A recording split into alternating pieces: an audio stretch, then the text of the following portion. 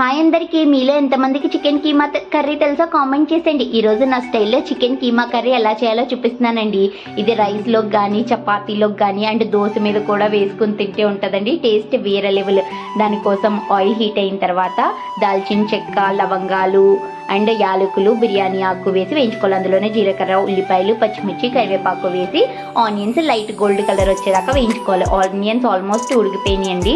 ఇప్పుడు ఆల్రెడీ శుభ్రంగా క్లీన్ చేసి పెట్టుకున్న 1/2 kg చికెన్ కీమా అండ్ అల్లం వెల్లుల్లి పేస్ట్ వేసి 10 నిమిషాలు ఉడికించుకోవాలి. చూసారా, ఆల్మోస్ట్ ఉడికిపోయింది. ఇప్పుడు అందులో స్పైసెస్ పసుపు, కారం, ఉప్పు, ధనియాల పొడి అండ్ గరం మసాలా కూడా వేసి మసాలాలన్నీ చికెన్కి పట్టేదాకా ఒక 10 నిమిషాలు మూత పెట్టి వేయించుకోవాలండి. ఆల్మోస్ట్ వేగిపోయిన తర్వాత అందులోనే ఒక గ్లాస్ వాటర్ కూడా వేసి చికెన్ని బాగా ఉడికించుకోవాలి. మటన్ కీమాకి ఏమాత్రం టేస్ట్ తీయకుండా ఉంటుందండి. ఆల్మోస్ట్ మన చికెన్ ఉడికిపోయింది. ఇప్పుడు కొత్తిమీర చల్లుకుంటే మన చికెన్ కీమా కర్రీ రెడీ.